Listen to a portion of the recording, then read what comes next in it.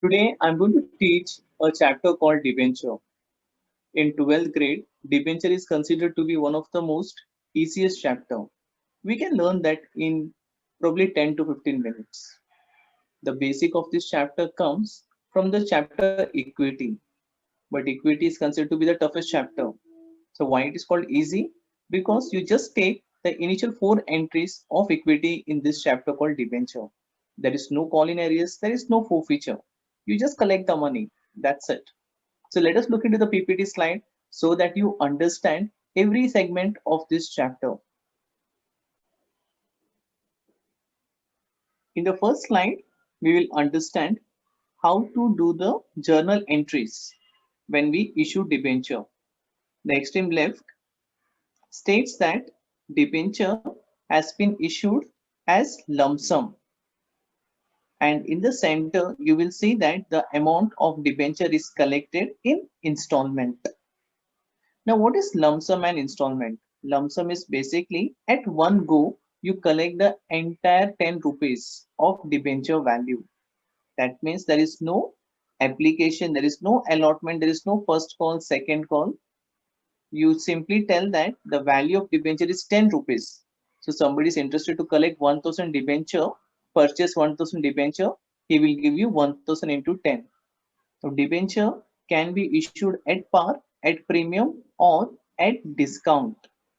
So if it is at par, the journal entry is bank to application, and what we do with that application amount, you transfer it to percentage debenture. If it is at premium, only thing is the premium would be credited. Please understand, when we are issuing debenture, the premium what we credit is a profit, and that is the reason why I'm crediting it. And if it is given at discount, what happens when you're selling your asset at discount? That discount is a loss, right? Same thing, if you're giving your debenture out to the public at a discounted price, it's a loss, and that loss has to be debited. Now whenever we have any kind of loss, like discount on issue is a loss, we have to write it off using SPR, that is security premium reserve, or statement of profit and loss account. Only then a company will understand what is their actual profit of that year. So that is why writing off of this kind of losses are very important. So what is SPR used for is another question which usually they ask in the board exam. So one of the use now you understood.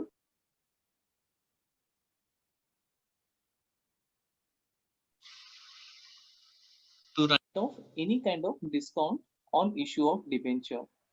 Now the debentures usually are taken in lump sum, but there is always a chance that debenture has been issued and the amount has been collected in installment as we do in equity. So the some amount would be collected at the time of application, some at the time of allotment, and first call. So in such case, what is the entry? Bank to application, your normal entry of 5 rupees if they are taking 5 rupees at application, and then the remaining amount they are taking at allotment. So you have to make the allotment due entry. This is at premium. Sorry, this is at par. But if it is at premium, what happens? The initial four entries, that is bank to application, application to debenture, will remain as it is. But the premium will be recorded at the time of allotment. So your entry would be allotment to debenture to SPR. Same thing with discount also. Please note, this kind of entries, that is the discount and premium, is always recorded at the time of allotment whenever the amount is collected in installment.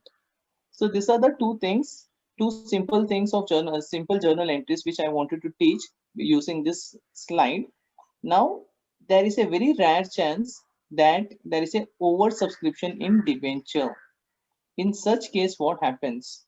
I know in equity, the oversubscription was the most tricky and tough part, but over here it is way too simple. Yes, you have to use the magic table like in equity. Now look into the extreme right side. Over here, company issued 2000 debentures, and then the subscription was 2500. company rejected 300 and remaining was given on pro rata basis. So I made the box debenture application. I made two categories. One category is 300 because they got rejected, and the other category is 2200. I hope you understand how I got this figure 2200, because total application was 2500. Once that is done, we complete the table. 2200 who were applied got 2000 debentures. So you do 2200 into 4 to understand the amount received from them. But you cannot take this amount because you have only given 2000 shares. So the amount transferred to debenture capital is 8000. There is an excess amount of 800 here, which will be transferred to your allotment. The rejected persons, the rejected shareholders, or the debenture applied people, they will be getting the refund of 1200. So that forms your journal entry. Bank to application is the first entry. I get all the figures from the table. So the 10,000 I got it, and then I just continue writing the figures of the table. That is debenture application 10 to debenture capital 8000, debenture allotment 800, and to bank 1200. And then I make my allotment due. Please note, over here the debenture has been issued at a discount of rupees 1. So you have to record the discount as well. And as I told you earlier also, discount should be recorded at the time of allotment. So that completes the slide 1. In this slide, we are going to learn about redemption. Talking about redemption, what exactly is redemption? Is basically paying back the debenture amount. As you know, debenture is a borrowed capital. It means it's a loan. So the loan has to be paid back. Now, when you pay back the loan, have you ever heard that loan is being paid with lesser amount? No. It means whatever loan you're taken, you have to make the exact payment. At times, what happens is you pay a little more as well. In debenture, it happens. So whenever we are issuing the debenture, same time we also write the clause of redemption, that after 5 years we will be redeeming the debenture at par or at premium. Now this premium is the extra money which you are going to pay, and that would be a loss for you. So now if we are talking about redemption at par, look into the extreme left column. All the entries are exactly the same what we learned in the earlier case. That means if a debenture is issued at par, premium or discount, but redeemed at par, there is no extra journal entry to be passed. But if the debenture is redeemed at premium, that means you're going to incur a loss. That loss has to be booked. That means that loss has to be recorded. Now, how do you record? The journal entry is very simple. You write loss on issue 20 to premium on redemption 20. Loss on issue because you made a loss. When you're giving a premium, it's a loss, right? So you made a loss, you debit it. And why have you credited premium on redemption? That becomes a liability, which you have to pay after 5 or 10 years. So that is what the understanding is about these two journal entries. Many students get confused between the premium collected at the time of issue and the premium at the time of redemption. For that reason, I always tell that consider issue and redemption as two different stories altogether. First, you pass your issue entry. Always pass your issue entry and then check whether the debenture is redeemed at par or premium. If it is at par, you don't have to do anything. But if it is at premium, then what are we supposed to do? We have to put this two red journal entries. Just simply plug these two entries inside the issue entry and your answer is done. I hope this slide is way too simple for you to understand a aspect of redemption, which otherwise is considered to be very confusing. All the points in the extreme right, can come as your one marker for your pre-boards as well as board exam, and all the points written in this blue color would be very helpful for you to understand the concept again. Let's move on to the another segment of debenture. This is called as issue of debenture for consideration other than cash.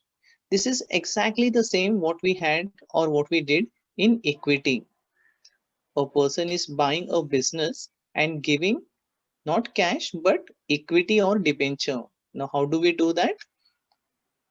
You can always look into the video of equity share to understand this concept very well.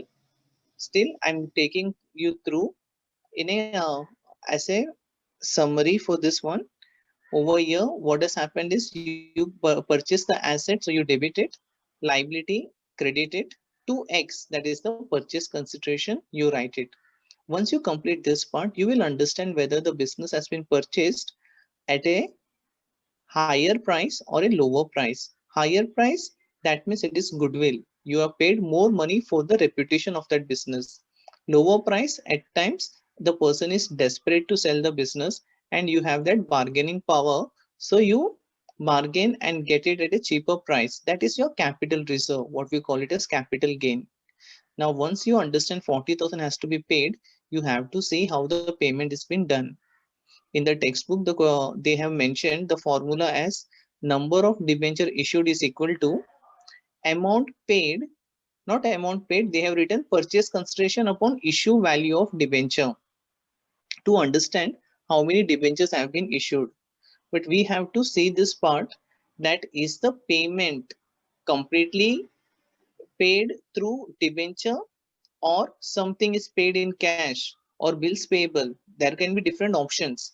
So over here they have paid 10,000 in cash. So out of 40, 10,000 is gone. What is left? 30,000, which has to be paid using the debenture. So in such case, you will be writing, to understand the number of debenture issued, amount paid 30 divided by issue value. The issue value is 10 because the debenture is issued at par. Now, when we are doing at par, this formula will not make much a difference. But this formula is very important when you are issuing debenture at premium. Now, at premium, what happens? You know the amount to be paid is 30,000 and you divide with which figure? Issue value. Don't get confused between issue value and nominal value. Nominal value is the face value, that is 10 rupees of the debenture or equity. But issue value, it could be anything. If you're issuing at premium, now in this case, it becomes 15. So when I did that, I understood the number of debenture issued is 2000. So two debenture I have written 2000 into 10 and SPR I have written 2000 into 5. Now over here, if you don't write the figure 15 and by mistake if you write issue value as 10, the entire sums will go wrong. Same thing if you write here 40,000, assuming that purchase consideration is 40, again the entire sum will go wrong. So be very careful in this kind of sum. These are very easy marks and we have to get full in this. Look into case number 3. Over here what has happened is it has been issued at a discount of 4. So the issue value becomes not 10, okay, it becomes 10 minus 4, that is 6. The blue part is again something which I have explained earlier. I will repeat myself. What happens when you have to pay to a promoter? You have to make a due entry, that is incorporation expense to promoter, and then you make the payment, that is debenture, promoters to debenture. Same thing with underwriter as well. You make the due entry and only after that you make the payment. That is how a company accounts is done. Now the last part of this chapter is called issue of debenture as collateral security. Collateral, whenever we hear the word collateral, we understand we take a loan and we are giving a security. But let us get the right definition of this. So collateral is what? It's not the primary security. It is called as the secondary security. Okay, so if you don't use the word secondary, then you might get 0 marks for this 1 mark definition. So be very clear about it. When we buy a property, the property paper is considered as the principal security. Okay, when we buy a property and we are taken a loan from the banker will take the property paper as the primary security. But if that is not enough, they can demand for further security, and the company at times issues debenture. Now, once the debenture paper has gone out of the business, it has to be recorded because there will be always an audit check. So, how do you record it? So, that is what we are going to learn. There are two simple methods of recording. The first method is you just simply write secured by issuing 5,000 percentage debenture of rupees 10. It's just a note which has been written. And in second method, if you have to record it properly as a journal entry, then how you do it? You know that the 50,000 debenture has gone, but against the debenture you haven't got a single penny. This debenture has gone only and only as a security. The loan amount 5 lakh what you got, you have recorded. Okay, so but 5,000 debenture, that is 50,000 debenture which has gone out, has not fetched you any single penny. So you cannot say that you issued 50%, 5,000 debenture, you got 50,000. You haven't got anything. So the journal entry becomes debenture suspense to debenture account. So less debenture suspense account minus 50,000. So it becomes nullified. That means it becomes zero effect. This is something students get confused, but it's a very simple concept. If I am giving debenture to a person outside, he give me cash, so I will write cash to percentage debenture. But if he is not giving anything like the bank, what will I use instead of cash? Debenture suspense account. All right, that's a big suspense whether bank will return the debenture or they will utilize it. So that these are the first and second method. In the board exam they ask this kind of methods for 3 to 4 marks. They will ask to represent the issue of debenture as collateral using both the methods. The first method is also termed as a method wherein the debenture is not reflected in the balance sheet. And second method is the method where debenture is reflected in the balance sheet. So any words they use, you should be good enough to understand the meaning and use the method. Now, once this second method is been done, you know the journal entry what we have passed. Imagine if the person becomes a defaulter, what will happen? Now, the person getting defaulter can be at any stage. That means not necessary only 50,000 is left and he became a debenture, he became a defaulter. It can be when he is just having 10,000 left to be paid, he became a defaulter, or maybe other way around, there is like 1 lakh still pending and he became a defaulter. In either case or any which case, what you're supposed to do is you have to cancel the debenture issued because it becomes invalid, the figure will not match. So the journal entry is simply flipping the entry which we passed just now. So the debenture suspense to debenture will become percentage debenture to debenture suspense account. So once we flip, the entry gets cancelled or the debenture get cancelled. Again the company has to issue a new debenture against the for the loan and interest. So you debit loan interest and you write percentage debenture. So that's what collateral is all about. It's a very simple segment where you can score good marks. Now we will look into to the debenture interest paid. We always see debenture carrying certain percentage, 9 or 10%. What does that mean? End of the year you have to make a payment of that interest. Now, if I ask you in 11th grade, what is the interest paid entry? You will say interest to bank. This is perfectly right. But now we are in 12th, we are doing company accounts. We should know that first thing is the company will pass a due entry. So interest would be debited rightly, but you will not credit bank, you will credit the debenture holder, because everyone would like to know who got paid and who didn't get paid. So we have to record it properly. So this is how you do. And then immediately debenture holder to bank. At times in the sum they will say that there is TDS. TDS means tax deducted at source. That is a government's instruction to the company that whenever you're giving interest, don't give the complete amount. Remove the tax and give it. So debenture interest will remain 100, But this time debenture holder will not get the entire 100 rupees because there is a TDS of 20. So you will credit debenture holder 80 and TDS 20. And when the next step is debenture holder to bank, I have just combined the entry of TDS as well because the TDS has to be paid to the bank. So the journal entry becomes debenture holder debit 80, TDS debit 20, and to bank 100. Interest can be paid annually or it can be paid half yearly, depends on the sum. You can accordingly take a call. Again, the interest, as you know, is a loss for the business, so we should always write it off. So this completes the chapter called debenture. We will try to do few sums now. I hope with that all the concepts will be clear and this chapter would be understood perfectly.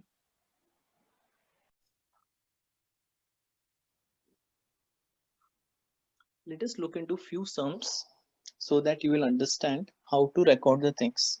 The first sum states the company issued 6,009% debenture of 100, and now you have to pass journal entry in following cases.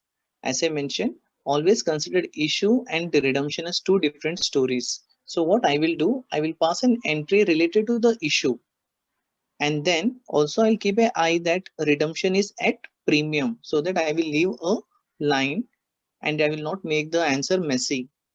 So let's do this one.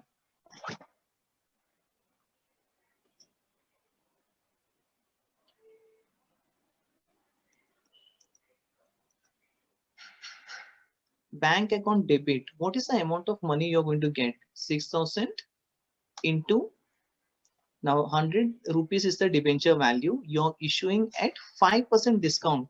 That means 5 rupees discount. So ideally anyone who is going to pay you, they're going to pay you only 95. So that is what the journal entry would be. So that's the figure. And now, how do you write the debenture issue entry? Debenture application debit 6,000 into 95, discount debit 6,000 into 5.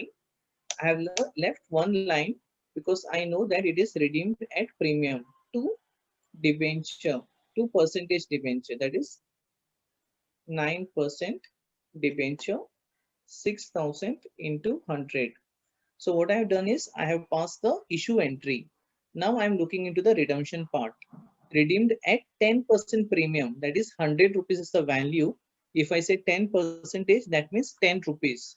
So I made a loss. So loss on issue debit would be 6,000 into 10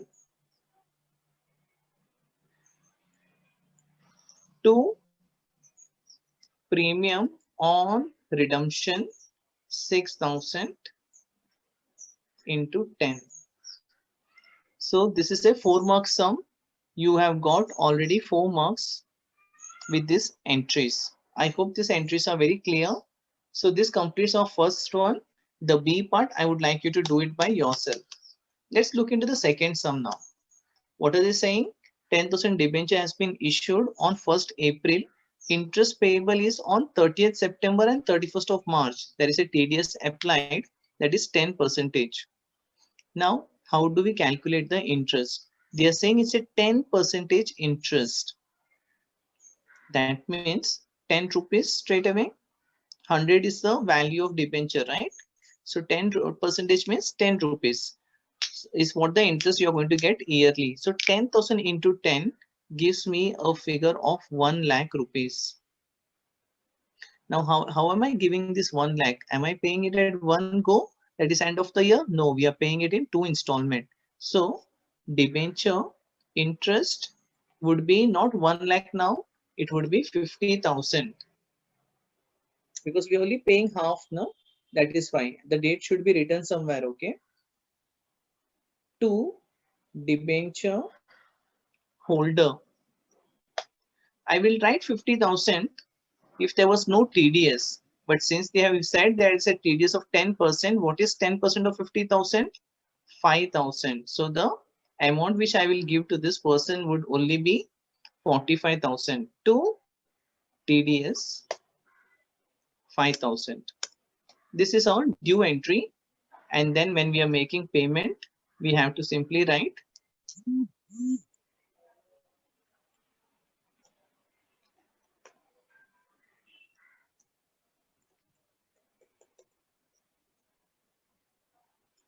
so that completes our sum 50 percentage, because you have to repeat the same entry one more time for a different date, that is March. So that will fetch you another 4 marks. Let's look into the third sum, how to do. You're purchasing asset of 8,40,000 and liability of 80,000, and you're making a payment to a vendor. We don't know the name, so I'm calling him vendor as 8 lakh. So once I pass this entry, I understand that I have purchased it at a higher price. So there is a goodwill, and which is 40,000.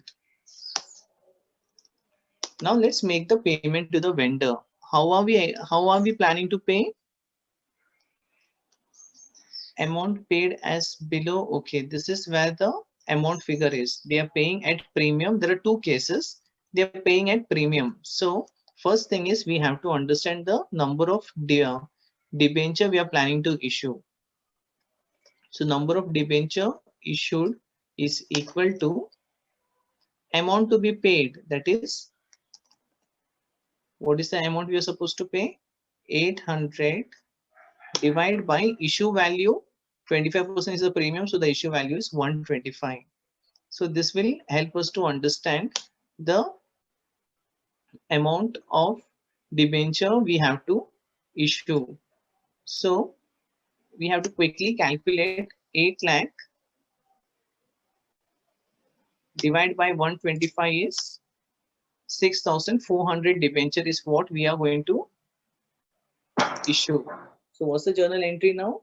Vendor debit 8 lakh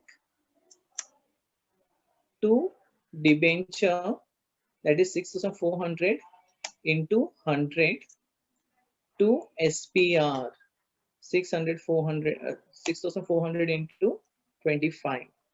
So that completes this sum as well. If it is discount, you will minus what will happen over here, the issue value from 125, it will become 80, and the value becomes 10,000, and over here it would be the same thing. It would be 1,000, and the SPR would be replaced by, you would be debiting the discount.